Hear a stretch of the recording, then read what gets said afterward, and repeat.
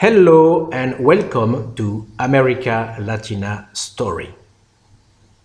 Asia, Africa, India, the Middle and the Far East, North America, the Pacific. You name it, England had to be everywhere on the planet to impose its Pax Britannica and the rule of its armies and traders. However, there is one continent that it never managed to military conquer, and that is Latin America. Twice, Protestant England tried to military invade Catholic Latin America. Both times, it failed miserably. The first attempt took place in 1741.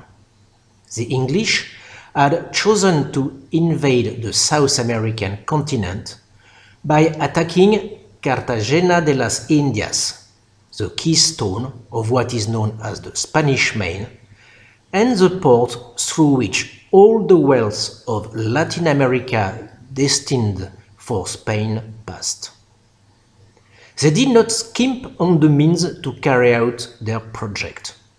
No less than 23,000 soldiers and an armada of 180 ships commanded by Admiral Vernon, which made it the most important landing force of history up to that of the Normandy landings in 1944.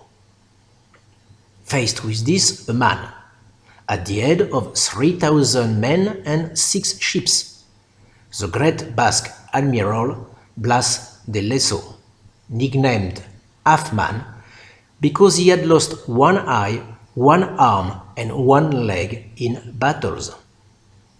The forces involved were disproportionate, and yet, faced with the arrogance and numerical superiority of the English, Blas de Lezo's masterly plan of defense resulted, after more than 2 months of siege, in virtual annihilation of the English expeditionary force and its ships.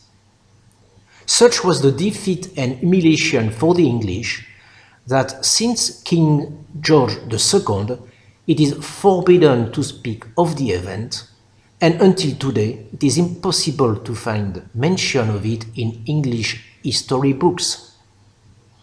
As for Blas de Lezo, he died of his wounds shortly after the end of the siege, and the exact place of his burial remains as yet unknown. The second attempt took place 70 years later, during the Napoleonic era. This time, the British chose the Rio de la Plata as their landing and invasion site. It was once again thanks to the organizational genius of one man that they failed despite the enormous military means they deployed. This man was a Frenchman who was in the service of the Bourbons of Spain, the Viceroy Jacques de Liniers.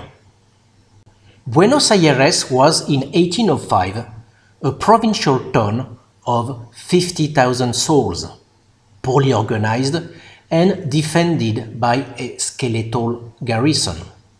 These elements favored the appetites of England, which decided to attack there to seize the continent. Thus, 1,600 men under General Beresford landed on June 25th south of Buenos Aires.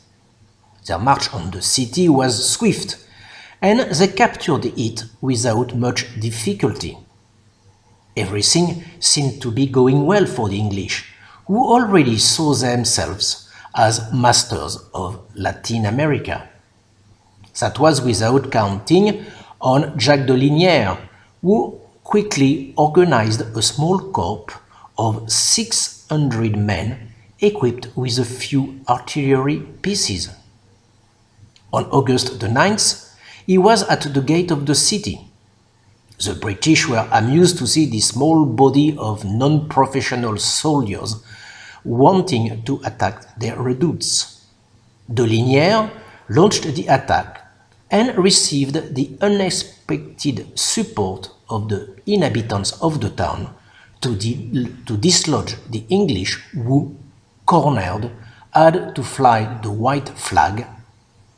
Buenos Aires was delivered. The English wanted to avenge this affront.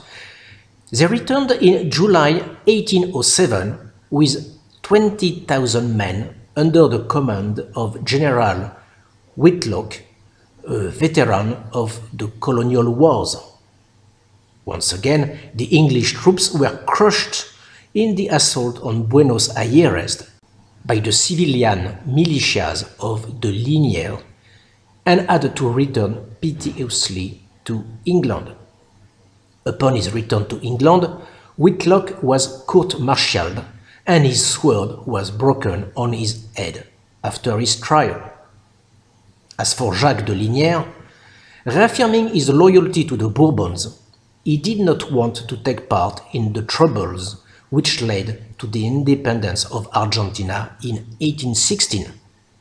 He was, however, shamefully executed in 1810 by those whom he had saved from English domination. In 1861, Queen Isabella II solemnly had his body returned to Spain, where it is buried in the Pantheon of Heroes on the island of Leon in Cadiz. If the English failed militarily to seize the destinies of Latin America, they did succeed by other means during the 19th century through their bankers, speculators, and Freemason lodges, by financing by loans impossible to repay the wars of independence that shook the whole continent. These two historical events and the main characters who took part in them will be the subject of other programs. Thank you for watching this program. Do not hesitate to subscribe to the channel. This is all for now. Goodbye.